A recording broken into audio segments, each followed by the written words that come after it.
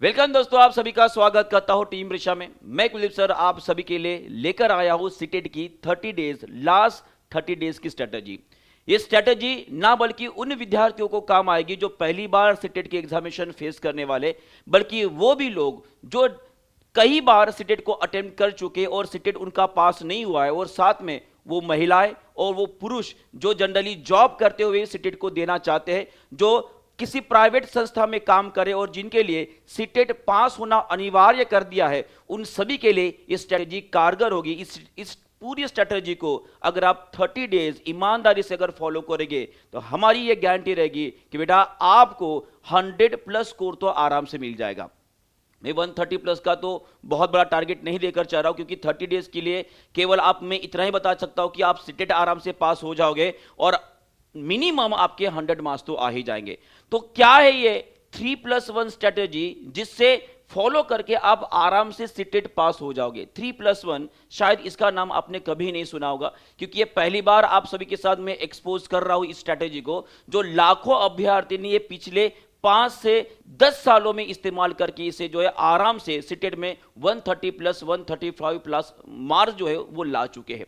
और अगर आप चाहते हो तो ये आप सभी के लिए कारगर साबित हो सकती है।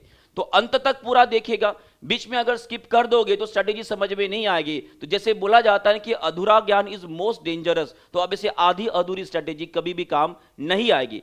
तो इस 3+1 स्ट्रेटेजी के अंदर मैं आपको बताना चाहूंगा कि मैं इसको 4 भागों में विभाजित करता हूं। 3 मतलब कौन कौन से, जहां पे बच्चों को यह दिक्कत होती है कि सीटेट की प्रिपरेशन करते समय कौन से बुक्स का इस्तेमाल करना चाहिए, पीवाईक्यू का महत्व क्या रहेगा हमारे सीटेट की एग्जामिनेशन के लिए, उसी तरह से पीवाईक्यू का अध्ययन करते समय किस तरह से इंपॉर्टेंट टॉपिक्स को सेग्रीगेट करना चाहिए, जो आने वाले टाइम में आखिरी के 10 दिनों के अंदर आपको रिवीजन के लिए काम आएंगे। और सबसे इंपॉर्टेंट जो 150 क्वेश्चन आपको पेपर 1 में और 150 क्वेश्चन आपको पेपर 2 में केवल 150 मिनट के अंदर सॉल्व करना है, उसके लिए टाइम मैनेजमेंट आपका क्या होना चाहिए उसके बारे में भी हम डिस्कस करेंगे। माने कंप्लीट स्ट्रेटजी इसे माना जाता है, जो बेस्ट इन क्लास है 3+1 स्ट्रेटजी।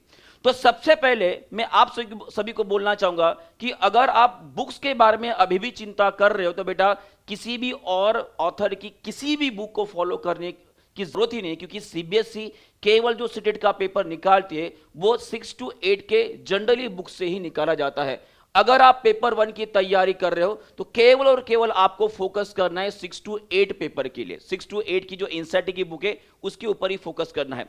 पर अगर मान लीजिएगा आप पेपर 2 की तैयारी कर रहे हो, जहां पे स्पेशली मैथ साइंस की बात कर रहा हूं, और स्पेशली आप एसएसटी की अगर तैयारी कर रहे हो, तो वहां पे 6 to 8 के थोड़ा सा सामने जाकर जो आपको up to the 10th class तक की जो एनसीईआरटी है उनको देखना अनिवार्य रहेगा, क्योंकि जैसे जैसे आगे सीटेट की एग्जामिनेशन बढ़ते जा रही है, आप अगर देखोगे तो 5 साल के पहले के पेपर बहुत इजी हुआ करते थे, पर आने वाले 2023-2024 के जो पेपर तो आपने देखा होगा, वहां पर एग्जामिनेशन जो क्वेश्चंस पूछे गए उनका लेवल ऊपर का था।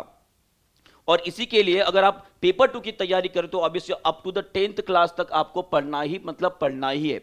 इसके बाद आपको एनसीईआरटी के एक्सरसाइज जो हमें दिए हैं, जो हर चैप्टर के पीछे है, वहां पे जितने भी हमें एमसीक्यू दिए हैं उनको देखना जरूरी है। और उसी के साथ एक स्पेशल पब्लिकेशन होता है सीबीएसई के द्वारा, जो पे एनसीईआरटी के बेस जो मैथ्स और साइंस की बुक्स है, इन्हीं के आधार पर जो है वो स्पेशली कुछ एग्जाम्पलर नाम की एक सीरीज जो है वो लॉन्च करते हैं, जो आपको ऑफिशियल वेबसाइट के ऊपर मिल जाएगी, जो आपके पेपर 2 के लिए बहुत ज्यादा कारगर रहेगी। और ये देखा गया कि वहां पे एग्जाम्पलर में जो क्वेश्चन दिए डिक्टो 101% मैच करते हुए क्वेश्चन जो सीटेट में कई बार सवाल उनको रिपीट किए गए।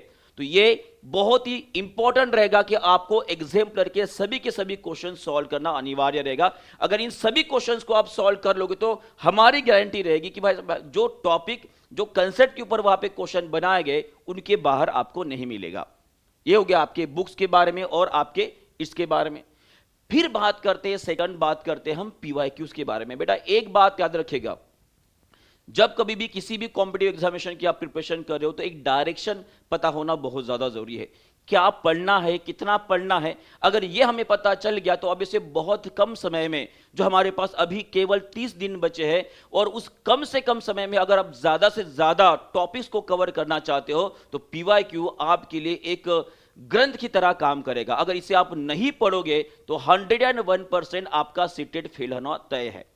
अगर आप वो नहीं चाहते हो तो आने वाले 5 दिन के अंदर आपने पूरा का पूरा 5 साल का पूरा जो हमारे PYQ सेटेट का जो पूछा गया है लास्ट 5 ईयर्स के, ठीक है, वहां पे आपको हजारों क्वेश्चन मिलेंगे, उनको भी आपने अगर कर लिया। और ये करते समय आपको एक और चीज करनी है जो मैं आगे बताऊंगा, ठीक है। तो 5 साल के पूरे जो PYQ आप पढ़ रहे हो with answer with detail option से जो है रहेगा आपका कंटेंट वाला, वो पूरा पढ़ना है। और साथ में डेली को आपको टारगेट रखना है आज से ही आपको टारगेट रखना है कि कम से कम मैं 200 क्वेश्चंस की प्रैक्टिस डेली करूंगा या करूंगी।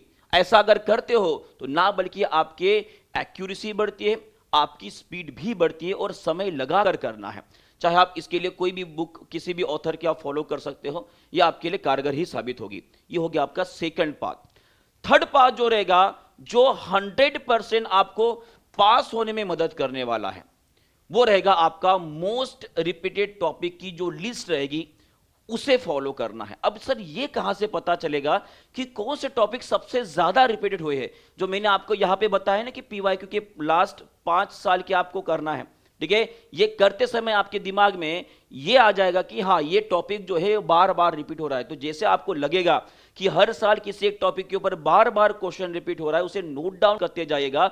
मान कि केवल आपको PYQ पढ़ना नहीं है, PYQ पढ़ते समय उसे लिखते भी रहना है कि किन टॉपिक के ऊपर आपका सवाल वो पूछा गया है। और अगर आपका कंप्लीटली ये पहली स्टेज अगर आपने फॉलो कर ली है, पूरा रीडिंग अगर आपका हो गया, तो अब इससे PYQ पढ़ते समय आपको ये समझ में आ जाएगा कि वो कौन से टॉपिक से पूछा गया है, कौन से चैप्टर से पूछा गया है। और ये अगर आपको पता लग गया तो बेटा आने वाले लास्ट 10 डेज के अंदर जो है आप देखोगे आपके अंदर एक नया चेंज आपको देखने को मिलेगा।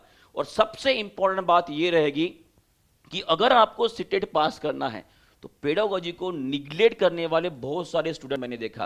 हाँ पेडागोजी तो है, आखिरी के 10 दिन में कर दूंगा। अगर ऐसी आपकी थिंकिंग है तो सीटेट में अच्छे मार्क्स लाना आपके लिए बहुत ज़्यादा मुश्किल हो जाएगा। क्योंकि पेडागोजी ना बल्कि पेपर 1 में पूछा जाता है, बल्कि पेपर 2 में हर सब्जेक्ट की पेडागोजी पूछी जाती है। तो पेडागोजी को निग्लेक्ट करना ये कदापि जो है एक सीटेट के स्टूडेंट के लिए शोभा नहीं देगा। तो हम तो यही चाहेंगे कि आज से ही, बल्कि जिस दिन जिस समय आप हमें देख पा रहे हो उसी समय से हर एक सब्जेक्ट की पेडागोजी हमारे सीटेट में जो पूछेगी उनके ऊपर के सवाल एटलीस्ट PYQ भी अगर आपने अच्छे से कर लिए तो ये मोर देन आपके लिए सफिशिएंट रहेगा। तो ये आपको करना ही मतलब करना ही है। और सबसे इंपॉर्टेंट और सबसे ज्यादा बात, अक्सर ये स्टूडेंट उनकी शिकायत ये होती है कि सर 150 क्वेश्चन होते हैं, 150 मिनट में ही केवल सॉल्व करना पड़ता है एक क्वेश्चन पढ़ने के लिए, और ऊपर से सीटेट का पेपर लेंदी होते जा रहा है तो उसकी वजह से 1 मिनट के अंदर तो क्वेश्चन ही पढ़ना नहीं होता है। तो बेटा इसके लिए सीटेट ने एक स्पेशल एक मेथड इजाज की है। जिन्होंने भी लाखों अभ्यर्थी अभी तक सीटेट हमारे ओर से पास हो गए, उन सभी को हमने एक मेथड के अंदर जो है बहुत ज्यादा इतना ज्यादा फोकस किया है कि वो 150 क्वेश्चन 120-130 मिनट में ही सॉल्व कर लेते हैं। और उस मेथड का नाम है आपका ऑप्शन एलिमिनेशन मेथड। अगर आपने ऑप्शन एलिमिनेशन मेथड के ऊपर अगर अच्छी सी कमांड हासिल कर ली तो ये दावा है मेरा कि 150 क्वेश्चन आपको केवल 130 मैक्सिमम 140 मिनट में आप सॉल्व कर पाओगे। ये पेपर 1 और पेपर 2 दोनों के लिए भी कारगर होती है।